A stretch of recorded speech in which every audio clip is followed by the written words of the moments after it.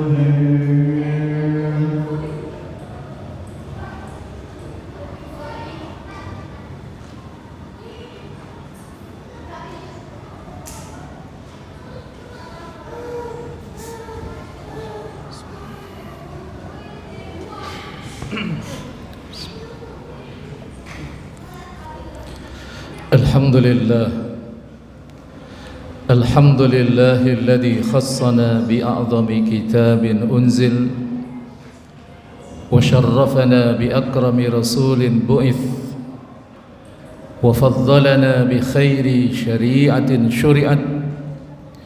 أشهد أن لا إله إلا الله وحده لا شريك له عنت له الوجوه وخضعت له الرقاب وسجدت له الجباه.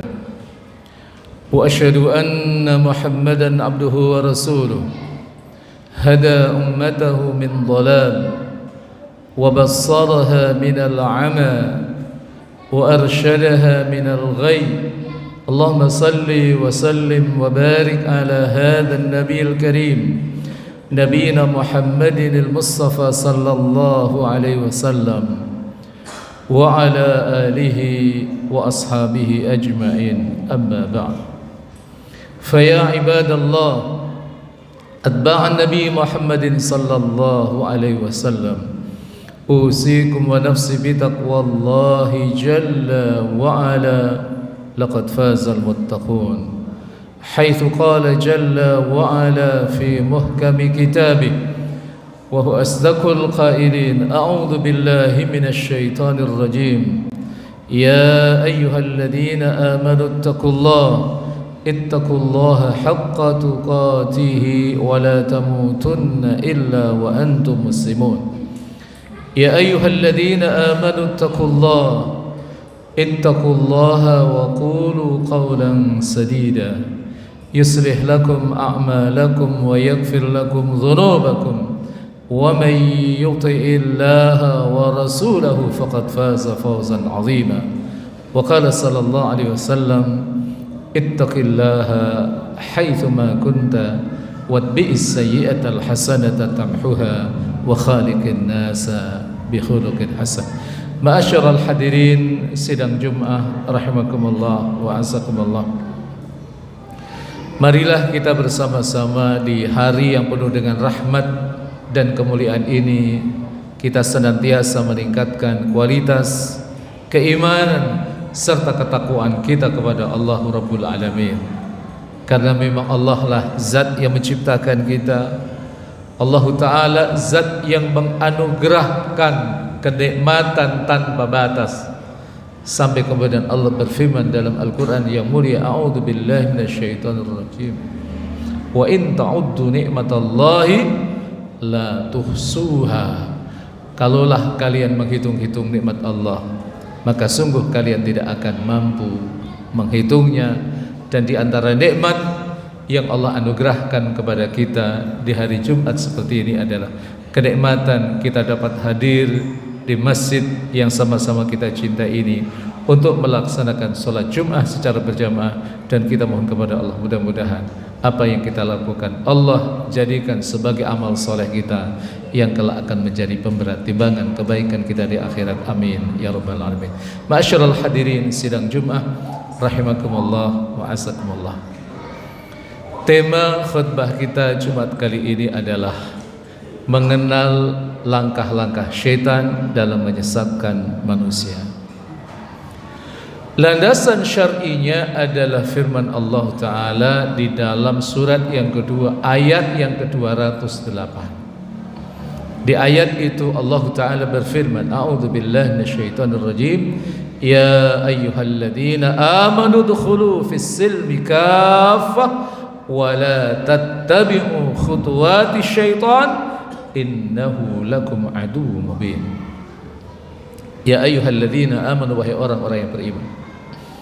Tidaklah Allah memanggil orang-orang yang beriman, melainkan ada hal yang sangat penting yang Allah hendak sampaikan kepada kita semua, keluarga besar kaum muslimin di muka bumi ini. Apa yang Allah sampaikan? Perintah agar kita berafiliasi terhadap Islam dan melaksanakan satuan-satuan Islam secara totalitas.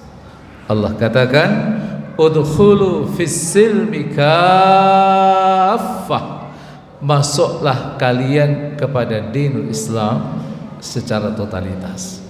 Sengaja Allah tidak mengatakan udkhulu fil islami, tapi Allah memilih kata asilm yang semua mufassir mengatakan yang dimaksud dengan kata al-silm pada ayat itu adalah al-Islam, karena Allah ingin mengenalkan karakteristik daripada dinul Islam, bahwa al-Islamu dinus silm, Islam itu adalah agama damai. Tapi Allah perintahkan kepada kita untuk masuk Islam secara totalitas. Kenapa Allah memerintahkan kepada kita semua kaum muslimin untuk berislam secara totalitas? Karena ada satu fakta keagamaan, ada sebagian kaum muslimin yang berislam sesuai dengan apa yang ia selerai. Ada yang mengambil akidahnya, tapi syariatnya kurang, totalitas ia ambil. Ada yang mengambil syariatnya, tapi akidahnya kurang. Ada yang mengambil akidahnya, mengambil syariatnya, tapi akhlaknya kurang. Maka Allah inginkan udkhulu fis-silmi kafah, masuklah ke dalam Islam secara totalitas. Jangan seperti ketika kita masuk di sebuah restoran, ketika di situ kita disajikan banyak menu, tapi kita memilih apa yang kita selerai. Tapi ketika kita berislam, tidak selayaknya kita berislam sesuai dengan yang kita selerai, akan tetapi semua yang Allah tetapkan dalam ajaran Islam ini wajib kita adopsi secara totalitas. Tapi yang menarik setelah ayat itu, Allah katakan, "Wala tattabi'u khutuwatis syaitan." Janganlah kalian mengikuti langkah-langkah syaitan. Innahu lakum aduwwum mubin, sesungguhnya adalah musuh yang nyata bagi kalian. Jikalau ayat seperti ini kita dekati dalam pendekatan ilmu ulumul Quran, yaitu ilmu munasabah, ilmu korelasi. Di antara jenis korelasi ada yang disebut dengan korelasi internal ayat. Apa korelasi antara perintah kita agar berislam secara totalitas dengan larangan kita mengikuti langkah syaitan? Karena ada satu fakta, bahwa setiap kita berupaya untuk mengaplikasikan nilai-nilai Islam, mengaplikasikan ajaran Islam dalam kehidupan kita, selalu ada syaitan yang menghalau kita untuk menahan kita, mencegah kita berislam secara totalitas. Maka menjadi sangat penting sekali bagi kita untuk mengetahui bagaimana langkah-langkah syaitan. Sebelum kita mengetahui langkah-langkah syaitan, kita perlu mengetahui siapa itu syaitan. Ada 3 term yang seringkali kita agak bingung terkait dengan pengertian dari 3 term ini. Yang pertama ada iblis, ada jin, lalu ada syaitan. Apa perbedaan antara 3 ini? Yang pertama iblis. Iblis yang jelas ia adalah makhluk dari kalangan jin, di mana kita mendapatkan ayat yang berbicara tentang jati diri iblis. Di antaranya di dalam surat 18, surat Al-Kahfi ayat yang ke-50, Allah Ta'ala berfirman, a'udzubillahi minasyaitonir rajim, wa idh qulna lil malaikati isjudu li adama fasajadu illa iblis kana minal jinni fafasaqa an amri rabbih. Dan ingatlah ketika kami berkata kepada para malaikat, sujudlah kalian kepada Adam, maka mereka sujud illa iblis, kecuali iblis. Lalu Allah katakan, kana minal jinni fafasaqa an amri rabbih. Ia adalah berasal dari golongan jin yang berbuat fasik terhadap perintah Allah Subhanahu wa taala. Jadi iblis adalah makhluk Allah dari kalangan jin yang ia berbuat fasik, yang berbuat maksiat, yang melakukan pembangkangan terhadap perintah Allah Subhanahu wa taala. Adapun jin, dia adalah makhluk Allah Subhanahu wa taala yang diciptakan dari api, dan jin itu seperti manusia. Minhum man amana wa minhum man kafar. Ada yang beriman, tapi juga ada yang ia kafir. Dan adapun syaitan, Syekh Muhammad Ali As-Sabuni, beliau punya kitab yang cukup bagus namanya Rawai'ul Bayan fi Tafsir Ayatil Ahkam. Beliau mengatakan asyaitanu sifatun tatahalla fil insi wal jinni. Syaitan, kata beliau, adalah sifat yang bersemayam pada diri manusia dan jin. Ketika ada manusia, ketika ada jin, maka sifat syaitaniyah itu bersemayam kepada 2 makhluk ini, maka ia telah menjadi syaitan. Maka syaitan itu ada dari kalangan jin yang disebut dengan iblis, dan ada juga dari kalangan manusia. Ini yang disebut oleh Allah di surat yang terakhir, surat An-Nas ayat yang ke-6, ayat terakhir, minal jinnati wan nas. Ada memang syaitan dari kalangan jin dan setan dari kalangan manusia. Nah sekarang ya sekalian, langkah-langkah apa yang dilakukan oleh syaitan dalam upaya menyesatkan manusia? Langkah yang pertama adalah mereka akan menggoda kita, menjatuhkan seluruh manusia agar jatuh pada perbuatan syirik, menyekutukan Allah Subhanahu wa taala. Kenapa langkah yang pertama adalah syirik? Karena asyirku akbarul kabair. Syirik ini adalah dosa yang terbesar yang dilakukan oleh manusia, dan terbesar juga yang dilakukan oleh jin. Sampai Allah Subhanahu wa taala ia tidak mengampuni ketika pelakunya sebelum meninggal tidak bertaubat kepada Allah. Surat 4 ayat 48, surah An-Nisa. Allah taala berfirman, a'udzubillahi minasyaitonir rajim, innallaha la yaghfiru ay yushraka bihi wa yaghfiru ma duna dzalika liman yasha. Sesungguhnya Allah tidak mengampuni tatkala ia disekutukan dan mengampuni dosa selain syirik bagi orang-orang yang dikehendaki oleh Allah Subhanahu wa taala. Dan ayat ini tidak bertentangan dengan surat 39 ayat 53. Allah katakan dalam surat Az-Zumar, qul ya ibadiyalladzina asrafu ala anfusihim la taqnatu min rahmatillah innallaha yaghfiru dzunuba jami'a. Sesungguhnya Allah itu mengampuni dosa semuanya. Tapi di ayat yang ke-48 dari surat An-Nisa Allah katakan Allah tidak mengampuni tatkala ia disekutukan. Konteksnya adalah ketika ia menyekutukan Allah dan ketika meninggal, sampai ia meninggal ia tidak bertaubat kepada Allah dengan taubatan nasuha. Tapi adapun kalau ada sebagian kaum muslimin yang ia pernah melakukan kesyirikan sebelum meninggalnya atau jauh sebelum ia meninggal, ia bertobat kepada Allah, maka Allah akan terima taubatnya karena Allah katakan innallaha yaghfiru dzunuba jami'a. Sesungguhnya Allah mengampuni dosa semuanya, dan itu maknanya tidak ada kontradiksi antara satu ayat dengan ayat yang lain. Yang kedua, jemaah sekalian, ketika kita mampu menghindarkan diri kita dari kesyirikan, maka manuver atau langkah setan yang kedua adalah kita digiring melakukan perkara bid'ah, mengada-ada dalam agama. Kelihatannya kita begitu bersemangat dalam beragama, tapi kita tidak ilmui apa yang kita lakukan, akhirnya jatuh pada perkara bid'ah yang Rasulullah SAW sabdakan dalam hadis yang diriwayatkan Imam Muslim dari Ummul Mukminin Aisyah radhiyallahu anha. Rasul bersabda, "Man amila amalan laisa alaihi amruna fahuwa rad." Siapa orangnya yang melakukan satu amalan yang tidak ada perintahnya dariku, maka ia tertolak. Kalau kemudian kita juga bisa melampaui jebakan yang kedua, langkah yang kedua dari setan yang berupa bid'ah, maka setan telah menyiapkan perangkap yang ketiga. Perangkap yang ketiga adalah apa yang disebut dengan al-kabair, yaitu dosa besar. Dosa yang ada punishment-nya baik dunia maupun nanti di akhirat. Dan ternyata dosa besar itu cukup banyak.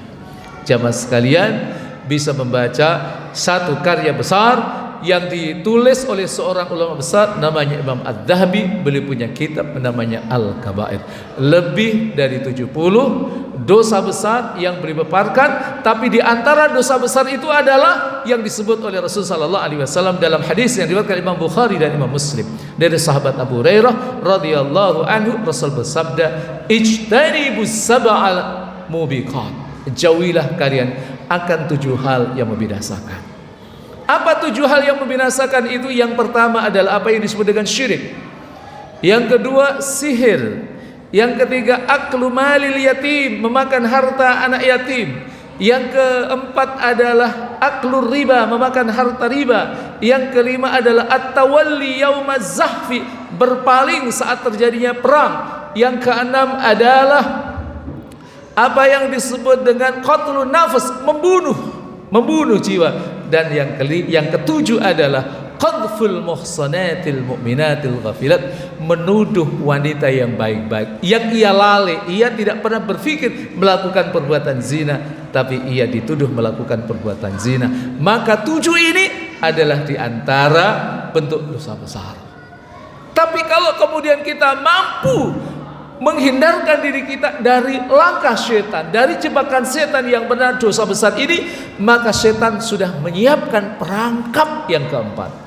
Dan perangkap atau langkah yang keempat itu adalah apa yang disebut dengan as-saghair, yaitu dosa kecil, dosa yang merupakan prolog dari jatuhnya seseorang terhadap dosa besar. Dan setan cukup pintar sekali dalam menggoda manusia agar kita jatuh pada dosa kecil. Bahkan dibisikkan dalam diri kita, tidak mengapa melakukan dosa kecil. Toh juga ada fasilitas-fasilitas yang diberikan oleh Allah Ta'ala dan Rasulnya untuk mendilat dosa kecil itu. Satu di antaranya adalah hadis dari Abi Qatadah yang diabadikan oleh Imam Zakaria bin Sharaf An-Nawawi dalam kitab Riyadhus Shalihinnya. Su'ila Rasul sallallahu alaihi wasallam an shaumi yaumi Arafah. Rasul pernah ditanya tentang keutamaan puasa yaum Arafah. Apa kata Rasul sallallahu alaihi wasallam? Yukaffiru sanatal madiyata wal baqiyah. Ia menghapus dosa kecil yang 1 tahun yang lalu dan dosa kecil 1 tahun yang akan datang. Inilah yang kemudian seorang mukmin ketika ia sedang mengalami degradasi iman, maka ia akan enteng melakukan dosa-dosa kecil. Dan kita harus sadar bahwa sesungguhnya dosa besar itu juga berasal dari dosa kecil. Akumulasi ketika seseorang melakukan dosa kecil, maka ia akan menjadi besar, maka ia akan meledak menjadi dosa besar. Maka hati-hati dengan dosa kecil.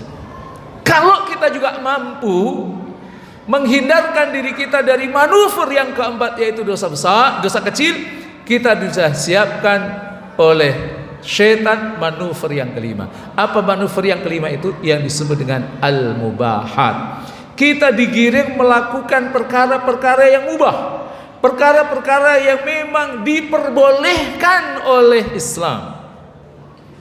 Hati-hati, apa target setan?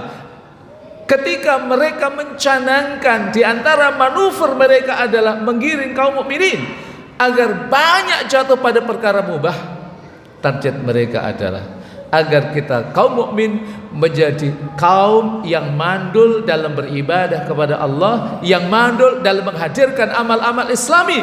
Kita menjadi manusia yang suka rehat, kita tidak produktif dalam beribadah kepada Allah Subhanahu wa taala. Dan ingat jemaah sekalian, bahwa banyak perkara-perkara yang diharamkan oleh Allah itu ternyata prolognya adalah perkara yang mubah. Contoh yang paling sederhana adalah ketika kita usai melakukan sholat Jumat seperti ini, kita ketemu dengan teman kita, bolehkah kita ngobrol, bolehkah kita berdiskusi dengan teman-teman kita? Tentunya boleh. Akan tetapi ketika kepentingan kita ngobrol dengan teman kita hanya 10 menit, lalu kita panjang-panjangkan menjadi setengah jam, yang menjadi pertanyaan khatib adalah setelah menit yang ke-10, menit ke-11 sampai menit ke-30, apakah kira-kira apa yang kita perbincangkan masih dalam koridor yang diperbolehkan oleh syariat Islam? Atau jangan-jangan kita mulai jatuh pada perkara yang diharamkan oleh Allah? Kita mulai ghibah, kita mulai berbicara tentang aib-aib saudara kita. Maka hati-hati dengan ghibah, hati-hati dengan mubahat, hal-hal yang ia dilegalkan. Akan tetapi ketika kita tidak bisa memanagenya dengan baik, itu akan menjadi prolog kita jatuh pada perkara yang diharamkan oleh Allah. Maka ada satu nasihat yang menarik dari sahabat Umar bin Khattab radhiyallahu anhu. Beliau pernah berkata, inni la a'malu bi amali dunia au bi amalil akhir. Aku itu kalau tidak bekerja untuk urusan dunia, maka aku bekerja untuk urusan akhiratku. Dan kalau ini ternyata kita juga mampu melampauinya, maka syaitan sudah menyiapkan manuver yang ke-6. Manuver yang ke-6 adalah apa yang disebut dengan fi'lul mafdhul wa tarkul afdhal. Meninggalkan yang utama, tapi melakukan yang utama, tapi kemudian meninggalkan yang lebih utama. Kita dapati saudara-saudara kita, ia rajin berinfak, akan tetapi dia tidak pernah mengeluarkan zakat. Padahal zakat itu hukumnya adalah wajib, sementara infak itu adalah hukumnya sunnah. Mestinya kita fokus yang wajib, baru yang sunnah. Tidakkah kita dapati ada sebagian kaum muslimin yang rajin melakukan qiyamul lail, rajin sholat tahajud, tapi ia melakukan sholat subuhnya jam 5:30. Ini berarti ia telah jatuh pada perangkap, yaitu syaitan, melakukan yang utama dan meninggalkan yang lebih utama. Yang terakhir jemaah sekalian adalah ketika ternyata kita mampu menghindarkan diri kita dari 6 jebakan itu, jebakan yang terakhir adalah, atau manuver yang terakhir yang dilakukan oleh syaitan adalah apa yang disebut dengan al-hujum, yaitu menyerang kita dengan berbagai cara, bagaimana agar kita semua kaum muslimin jatuh pada kemaksiatan kepada Allah Taala, yang target mereka kemudian menjadi mitra mereka nanti di akhirat, masuk ke dalam neraka Allah. Pada akhirnya kita mohon kepada Allah, Mudah-mudahan Allah Subhanahu wa taala melindungi kita dari berbagai tipu daya iblis, tipu daya syaitan, sehingga tetap kita menjadikan iblis, syaitan sebagai musuh kita, dan kita selalu menghadirkan ketaatan kepada Allah dan Rasulnya secara maksimal. Barakallahu li wa lakum fil Qur'anil azim wa nafa'ani wa iyyakum bima fihi minal ayati wa dzikril hakim. Aqulu qouli hadza wa astaghfirullahal azim li wa lakum wa lisairil muslimina wal muslimat wastaghfiruhu innahu huwal ghafurur rahim.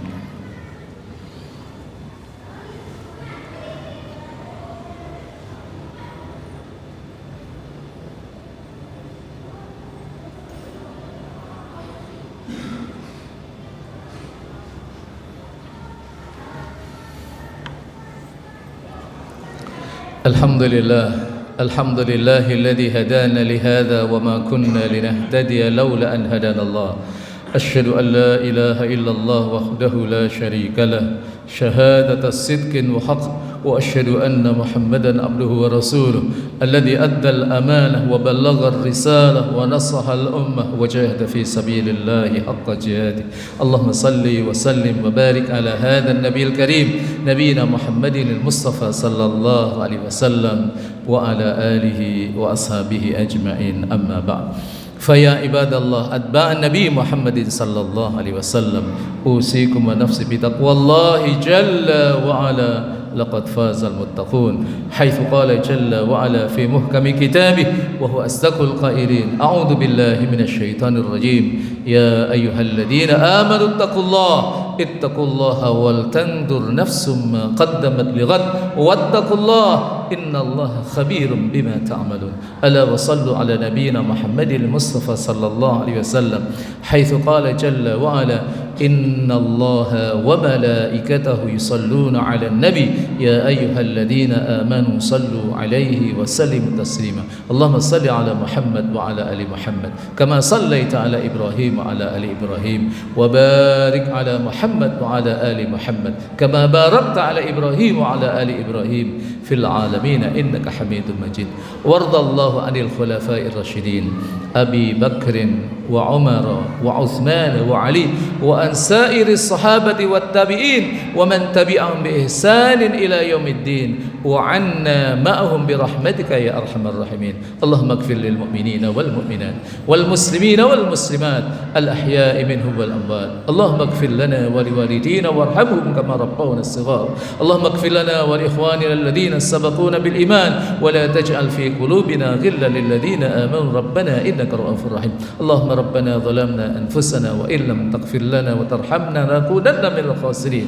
اللهم أصلح لنا ديننا الذي وعصمة أمرنا، وأصلح لنا دنيانا التي فيها معاشنا، وأصلح لنا آخرتنا التي إليها معادنا. اللهم اجعل الحياة زيادة لنا في كل خير، واجعل الموت راحة لنا من كل شر. اللهم أصلح أحوال المسلمين في كل مكان، اللهم أصلح أحوال المسلمين في كل مكان. اللهم اشف مرضانا، اللهم اشف مرضانا ومرضى المسلمين في كل مكان. اللهم إنا نسألك رضاك والجنة ونعوذ بك من سخطك والنار. اللهم أعنا على ذكرك وشكرك وحسن عبادتك. اللهم ربنا لا تدع لنا في جمعنا هذا ذنبا إلا غفرته، ولا هما إلا فرجته، ولا مريضا إلا شفيته، ولا حاجة من حوائج الدنيا والآخرة إلا قضيتها يا أرحم الراحمين. اللهم ربنا هب لنا من أزواجنا وذريتنا قرة أعين واجعلنا للمتقين إماما. ربنا لا تزغ قلوبنا بعد إذ هديتنا وهب لنا من لدنك رحمة إنك أنت الوهاب. اللهم أرنا الحق حقا وارزقنا اتباعه، وأرنا الباطل باطلا وارزقنا اجتنابه. ربنا آتنا في الدنيا حسنة وفي الآخرة حسنة وقنا عذاب النار. والحمد لله رب العالمين، ولذكر الله أكبر. وأقم الصلاة والله يعلم ما تصنعون. الله أكبر، لا إله إلا الله.